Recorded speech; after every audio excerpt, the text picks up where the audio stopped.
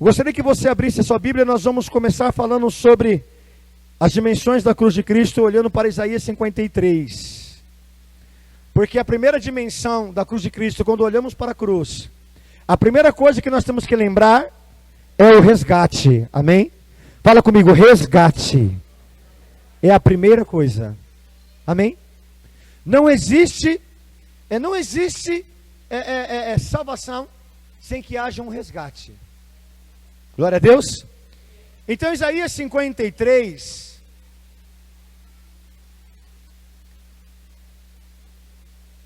somente o verso de número 4, vai nos orientar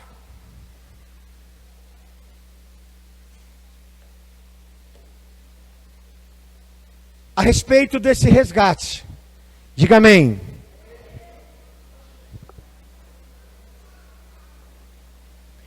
Isaías 53, 4.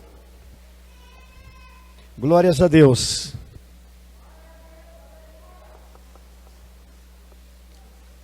Verdadeiramente Ele tomou sobre si as nossas enfermidades e as nossas dores Ele levou sobre si, e nós o reputamos por aflito, ferido de Deus e oprimido. Verdadeiramente Ele tomou sobre si as nossas dores, ou as nossas enfermidades. A carne estar enferma, não aqui representa uma doença física, mas uma doença crônica na nossa alma. Na verdade, quem estava doente era a nossa alma. A nossa alma, ela estava em caos. A nossa alma, ela estava perdida. A nossa alma estava sem direção. Por quê? Porque o corpo do homem é tricotomo. O que é tricotomo? O corpo do homem, ele foi feito em 3 dimensões. Foi feito na parte matéria, foi feito na parte espiritual e foi feito na parte emocional. A Bíblia vai nos dizer que quando o homem morre, o seu corpo físico, a sua matéria, ela vai diluir, ela vai desintegrar e vai virar pó. E vai voltar para o pó. Isso a gente pode olhar por um passarinho, por qualquer coisa que nós venhamos a ver morto, nós vamos ver que vai se decompondo e vai acabar. Então, isso se comprova sem nenhum esforço. Espírito. A palavra espírito vem da palavra sopro. Amém? Então o homem, quando foi criado do pó da terra, ele foi criado um boneco, ele foi criado um ser, e nele foi soprado o Espírito de Deus, segunda parte, o fôlego de vida, o Espírito, o sopro. Deus deu para ele fôlego, sopro. Mas esse sopro de Deus, não está aí, a sapiência, a inteligência do homem, não está no sopro, mas está no de que forma que Deus o criou, a sua imagem e semelhança. Então Deus deu ao homem a capacidade de entender, a capacidade da percepção, a capacidade, entendeu, de audição, do tato. Tudo isso os psicólogos chamam de psique, e nós chamamos de alma, a parte imortal do homem. Então a única parte do homem que é imortal, e por isso que é semelhante a Deus, é a sua alma. O corpo volta para o pó, o espírito volta para Deus, mas a alma é eterna. Ou ela vai para o céu, ou ela vai para a condenação. Então, nós já sabemos isso, não precisamos ser religiosos, amém, de que existe 2 eternidades, amém? De estar com Deus, de não estar com Deus. Isso vai causar em nós sofrimento, porque, veja bem, eu tenho que sair daqui de Montemor e ir trabalhar numa cidade. Eu fico 5 dias longe da minha família. Esses 5 dias distante da minha família me causa saudade, me causa medo, porque eu não sei o que está acontecendo com eles aqui, me causa dúvidas, se eles estão bem sem a minha presença, e aí por diante.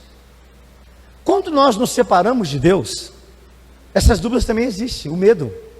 Será que eu vou encontrar Deus de novo? Será que eu vivendo longe de Deus, um dia eu vou poder estar perto dele? Eu viver longe de Deus me causa saudade, o que me causa estando longe de Deus? Então isso não é o teu espírito, não é o teu corpo, mas é a tua alma que está clamando por Deus.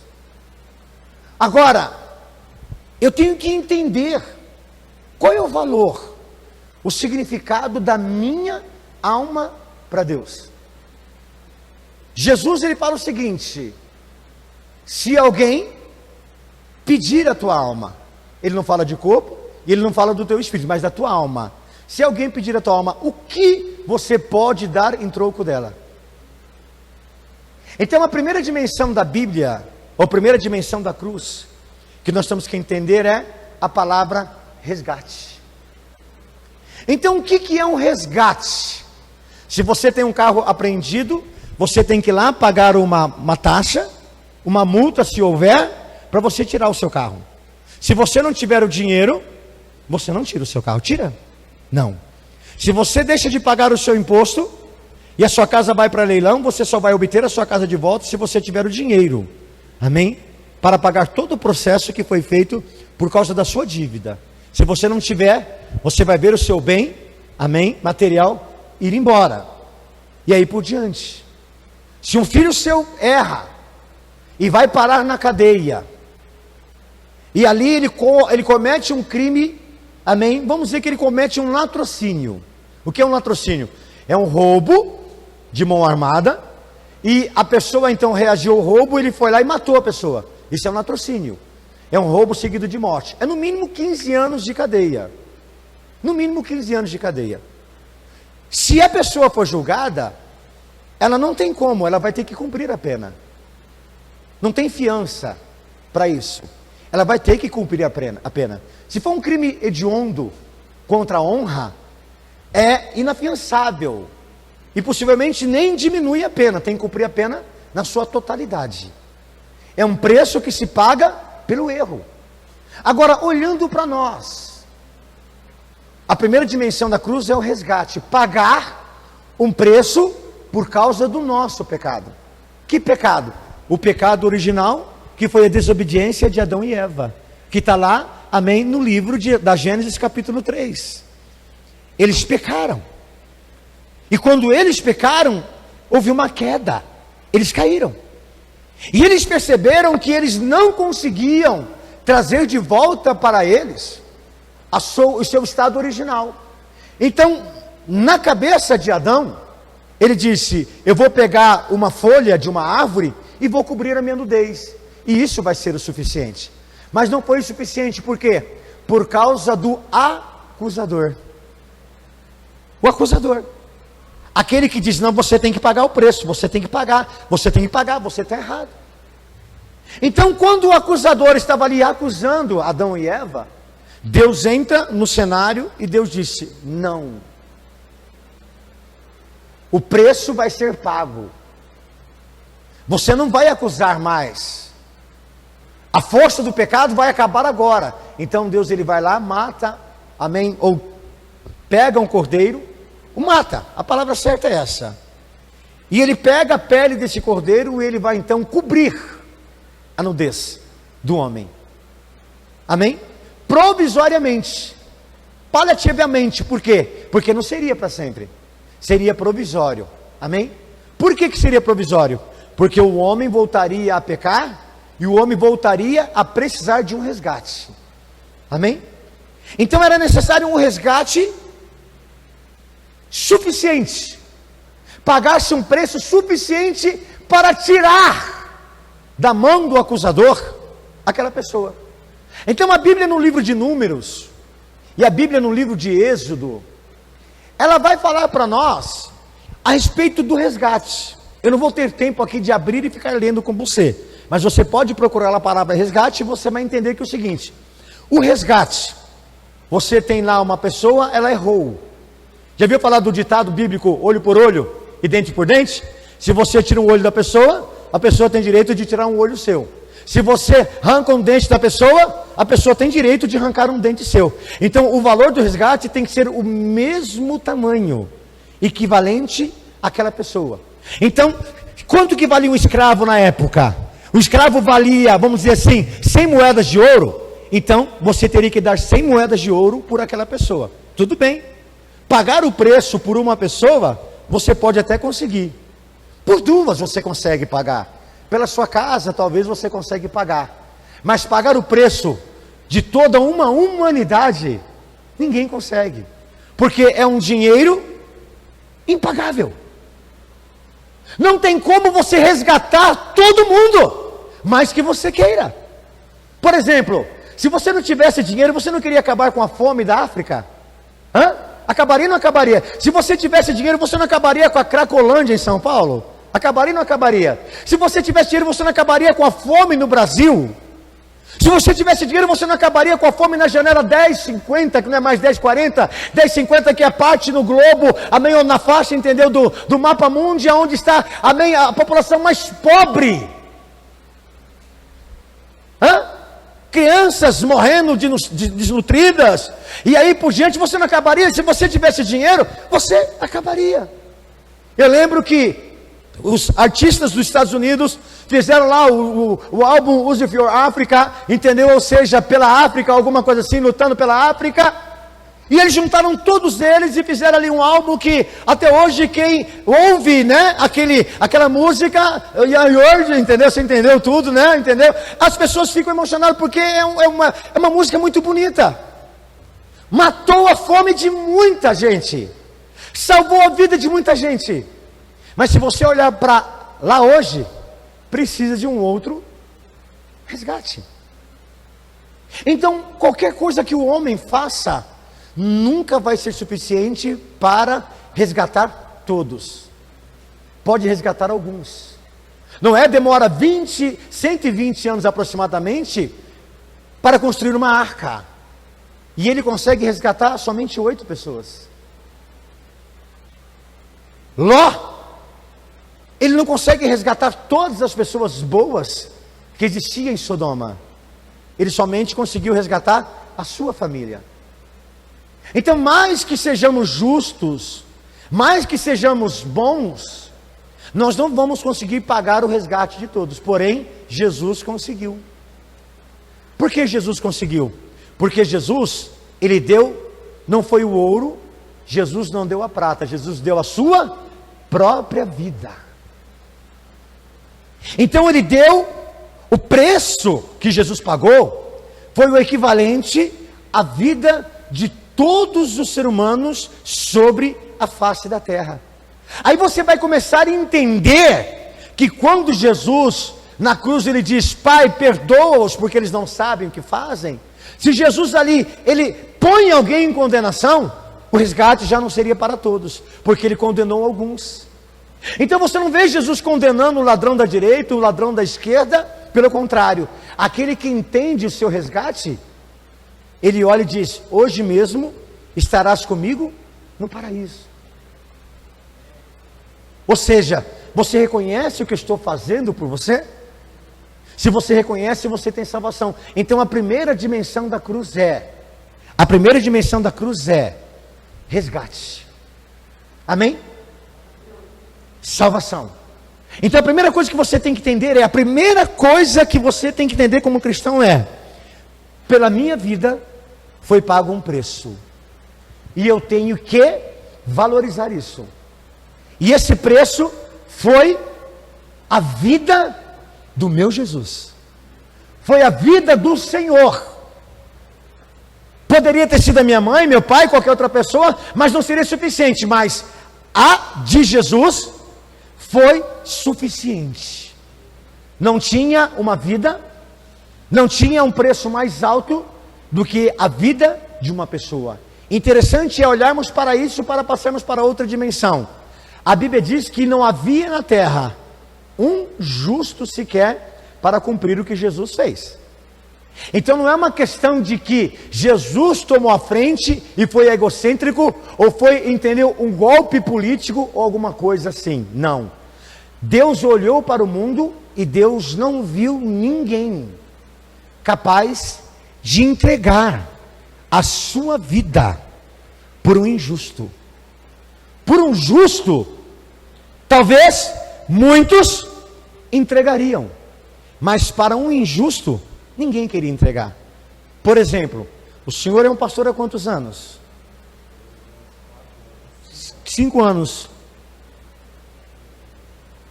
Nem lembra mais, né?